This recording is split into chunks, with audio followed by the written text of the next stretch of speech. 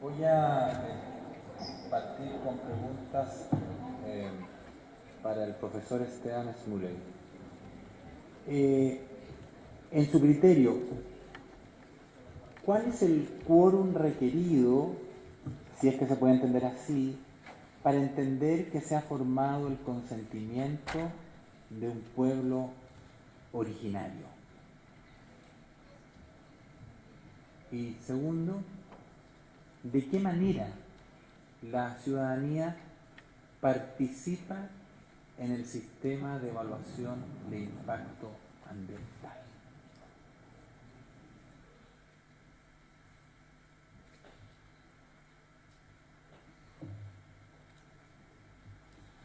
Bien, muchas gracias.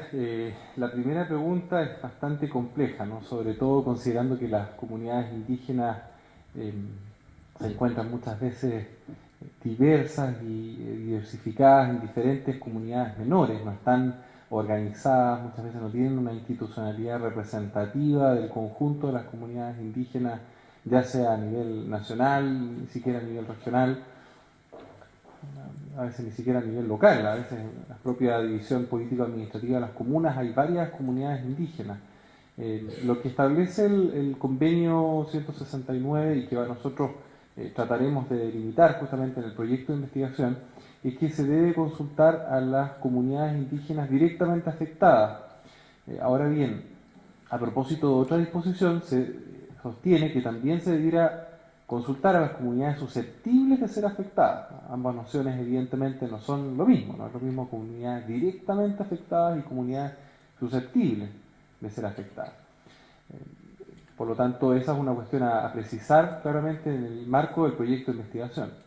Y en cuanto al quórum específicamente, por lo que hemos logrado indagar hasta ahora, no hemos encontrado ninguna definición específica con respecto al quórum. No hay ahí ningún estándar concreto, digamos, de cuál debiera ser el quórum. Evidentemente que si uno interpreta de buena fe ambas normas, en los artículos 6 y 7 del convenio 169, se encuentra con que por una parte tenemos que encontrarnos con que el consentimiento previo e informado tiene que ser obtenido para obtener una aceptación de las comunidades indígenas para la realización de un determinado proyecto o actividad y para la adopción de las medidas administrativas o legales o legislativas, ¿cierto?, que sean que les afecten. En consecuencia, tendríamos que buscar un quórum bastante alto. Eso, la aceptación, el consenso, implicaría un quórum bastante alto, si no la totalidad, por lo menos un quórum bastante alto. Pero por otro lado, se trata de obtener la participación de las comunidades indígenas y, como lo veíamos a propósito de una de las opiniones del relator especial y de los propios comités tripartitos de la Organización Internacional del Trabajo, los pueblos originarios tampoco pueden situarse en un régimen de oposición radical, ¿cierto?, anticipadamente a la consulta que se efectúa, sino que también los pueblos originarios tienen que manifestarse en condiciones de involucrarse en la realización de un proyecto.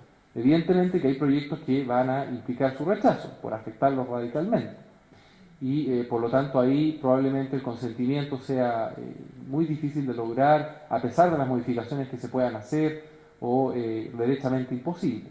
Pero lo que decía el relator especial para los derechos de los pueblos originarios era que tiene que haber una disposición inicial a participar, a colaborar en el desarrollo de los proyectos. Pero, como les decía anteriormente, por lo menos lo que hemos encontrado hasta la fecha en la revisión de la literatura y de los estándares internacionales, ¿no?, tanto digamos del convenio como de las propias opiniones, las observaciones generales, los comités tripartitos de la OIT, no hay una definición exacta de cuál sería el quórum.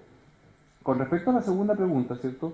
Yo no soy especialista en materias de legislación ambiental, pero todos sabemos que el sistema de evaluación de impacto ambiental contempla dos modalidades de procedimiento.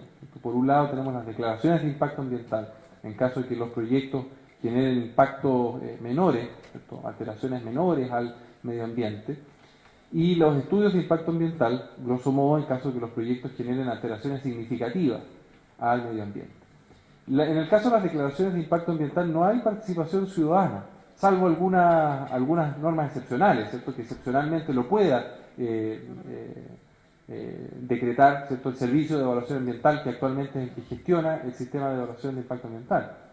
Mientras que en el caso de un estudio de impacto ambiental, en aquellos proyectos de medio o gran tamaño que sí generan o van a generar alguna alteración importante al medio ambiente y por lo tanto que van a requerir medidas de mitigación, ¿cierto? O de reparación de los impactos al medio ambiente que se generan, ahí sí que hay una instancia de participación ciudadana, ¿cierto? Hay, una vez que se presenta el proyecto, que se formulan las primeras observaciones de admisibilidad de los organismos técnicos, ¿cierto? Se abre un periodo de participación, ¿cierto? Que es muy breve, ¿cierto?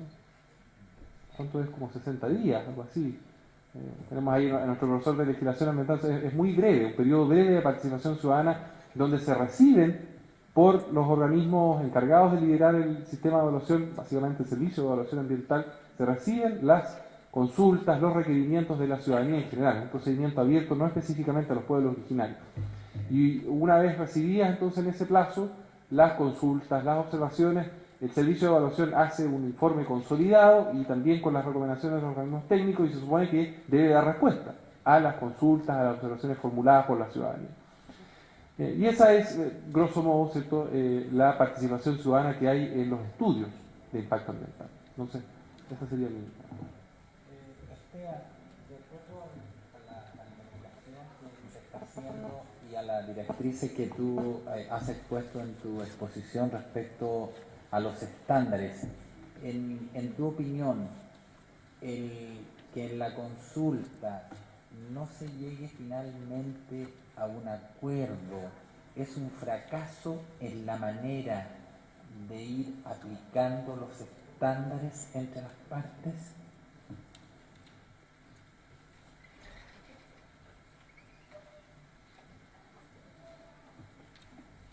Diríamos en principio que sí, porque efectivamente la consulta tiene por objeto obtener ese consentimiento, ¿cierto? Obtener el consentimiento de las comunidades originarias. Evidentemente que en el proceso de participación y de consulta, la idea es que se efectúe esa retroalimentación entre el Estado en las medidas administrativas o legales que afecten a los pueblos originarios y las comunidades afectadas. Entonces, los proyectos se pueden modificar, si esa es la naturaleza probablemente de la participación ciudadana que muchas veces no logramos comprender. La idea es que se produzca una retroalimentación, la consulta no es simplemente una información y que luego se reciban por parte del Estado, ¿cierto?, las opiniones de unilateralmente, ¿cierto?, de alguna comunidad, en este caso de las comunidades indígenas afectadas, ¿cierto? Y luego se da respuesta. Esa es una estructura bastante formalizada y rígida de la consulta. La consulta es un procedimiento. Si el objetivo es obtener el consentimiento libre, previo e informado de los pueblos originarios, es un procedimiento de retroalimentación, en donde el proyecto originalmente concebido puede efectuarse alguna modificación, producto de las observaciones y el proceso de consulta de las comunidades indígenas. Entonces, en principio diríamos que sí, que se entiende como un fracaso y en consecuencia, de hecho, así se ha detenido numerosos proyectos, ¿cierto?, en los casos que mencionábamos anteriormente, que han sido acogidos recursos o acciones de protección por faltar la consulta previa. Si falta la consulta previa o no se efectúa de acuerdo a los lineamientos establecidos por el convenio 169, está faltando un requisito esencial para formar el consentimiento y para obtener la aprobación de los estándares internacionales del convenio 169. Hay una pregunta primero un poco general.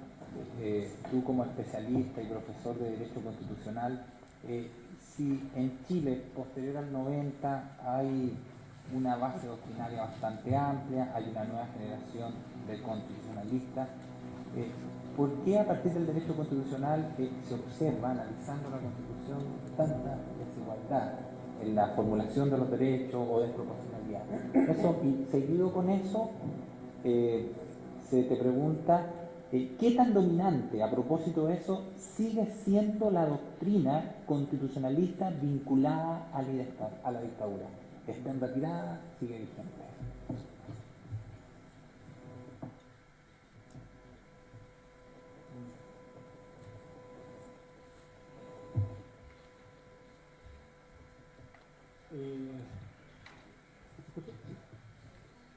Bueno, efectivamente, claro, ¿qué tan dominante es la doctrina constitucional de la dictadura? Claro, en un país tan conservador y tan formalista como este, donde los argumentos que pesan son finalmente los argumentos de autoridad, tendría que decirte mucho. ¿Ah? Sigue siendo todavía muy dominante la doctrina constitucional más añeja. Yo siempre cuento el mismo ejemplo. Yo soy profesor de jornada completa de la Universidad de Valparaíso y en la cátedra reemplacé a un profesor que hoy día tiene 85 años. 85 años, tiene 50 años más que yo. Y entre medio no hay ningún profesor significativamente potente, no estoy diciendo que yo lo sea, pero no hay ninguno entre medio entre la generación de los 80 y tantos y la generación de los 30 y tantos.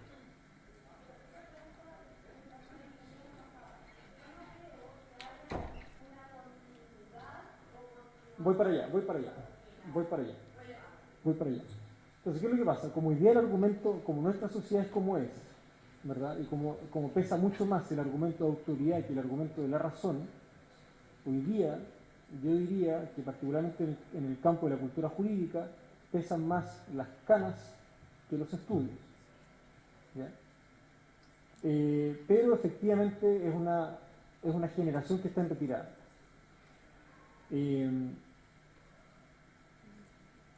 Y yo diría que en esa retirada se verifica también un recambio político, ideológico, entre los profesores de Derecho Público en general.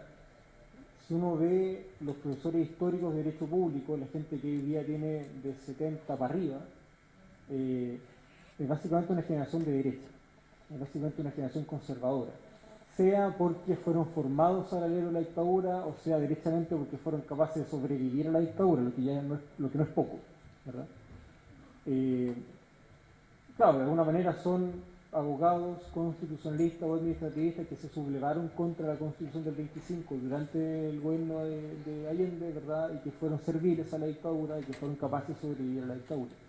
Pero, si uno ve la composición política de los profesores de Derecho Público sub 50, yo diría que somos mayoritariamente de izquierda. Mayoritariamente. Y ahí se genera un espacio de lectura crítica del derecho como fenómeno jurídico, o del centro izquierda, Ahí se genera un espacio de diálogo y de lectura crítica del fenómeno jurídico que antes no se verificaba en Chile, ¿verdad? Y claro, no es que la lectura de la izquierda sea mejor que la lectura de la dictadura. Yo estoy de acuerdo con esa frase, pero ese no es el tema.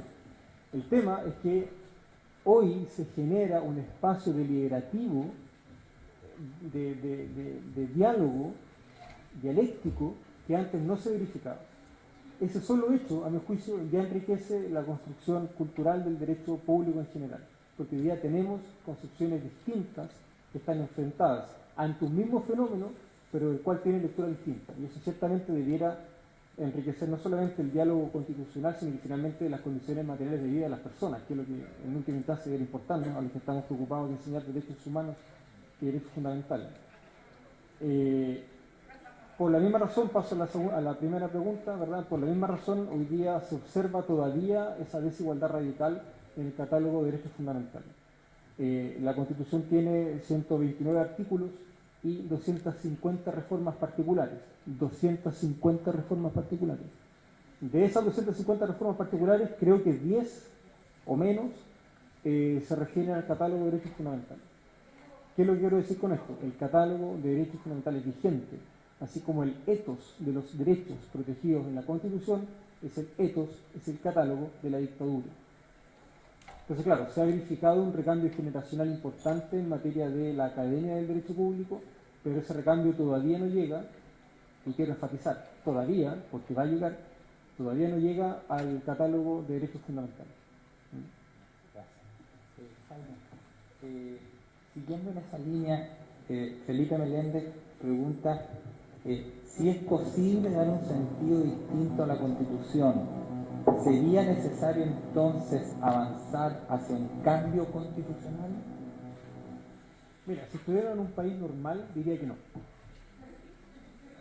Claro, si estuviera en un país normal, donde lo público es un espacio de encuentro y no de caricatura, donde lo público es un espacio donde las diferencias se pueden plasmar de manera tal que de esa antítesis surja un espacio, una síntesis constructiva e inclusiva, diría que no. No es necesario reformar la Constitución cuando tenemos espacios de participación suficientemente bien garantizados y cuando ocupamos esos espacios de participación, ¿cierto?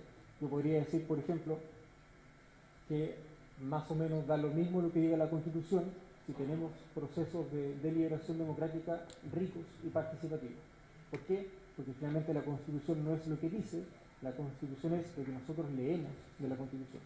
Y sincerando las cosas, uno lee lo que quiere. Esto es como mirar un cuadro de pintura. Hay gente que podrá estar media hora mirando 4 rayas locas de Miró y que no va a entender nada. Hay gente que estará 2 horas mirando un cuadro y le va a cambiar la concepción de la vida, y habrá alguien que pasará y mirará el cuadro del lado. La interpretación es un poco eso, ¿verdad? Y cuando tenemos espacios institucionales de participación democrática y efectivamente deliberativa, en realidad da lo mismo lo que diga el derecho. Porque dado que es un fenómeno de construcción cultural y dado que el derecho se interpreta y se analiza por el sujeto, lo relevante finalmente es cómo participa el sujeto. Ahora, el problema es que, como este no es un país normal, necesitamos cambio constitucional. ¿Por qué? Porque el problema con la Constitución no es que sea mala, no es que sea técnicamente deficiente, que podría serlo. El problema de la Constitución es que no es nuestra, no la reconocemos como nuestra. Y no la reconocemos como nuestra porque es la Constitución de la dictadura. Lo que nosotros necesitamos, de alguna manera, es construir un hito político, no normativo, un hito político, a partir del cual, de ahí en adelante, nosotros seamos capaces de reconocernos mutuamente como otros miembros de una misma comunidad que se encuentra, de alguna manera, reconocida y protegida constitucionalmente. ¿Está? Entonces, claro, como somos un país raro porque, no sé, pues prendemos la chimenea y nos da lo mismo lo que pasa con el humo cuando sale de la casa, ¿verdad? Porque esa es la lógica de nuestro país, da lo mismo lo que pasa afuera, a pesar de que hay un afecto. Como somos un país raro, necesitamos estos hitos constitutivos de lo público. Necesitamos verificar que el otro no es un enemigo. Necesitamos verificar que el otro es un yo, ¿verdad? Y en la verificación del otro como yo, requerimos necesariamente un espacio, un hito de encuentro, que puede ser una asamblea constituyente o algo parecido, ¿verdad? Pero requerimos un hito político que legitime las ganas, finalmente, de vivir en comunidad. Jaime, finalmente, de todo lo que has expuesto, ¿dónde dejamos a López en la Constitución y qué hacemos con el principio de subsidiariedad? ¿Qué vamos a hacer con eso en la Constitución? Mira, OPE se parece mucho a GOPE. Y yo creo que eso no es gratuito. O sea, el brazo armado de la policía militarizada tiene una sigla muy parecida a la construcción que la doctrina constitucional de derecha ha hecho de la forma como el Estado actúa en la economía. Claro, ¿qué hacemos con el orden público económico? Ciertamente hay que hacer un ejercicio deliberativo de resignificación, ¿verdad? El orden público económico existe en sí mismo, en abstracto, no es una categoría satánica, ¿verdad?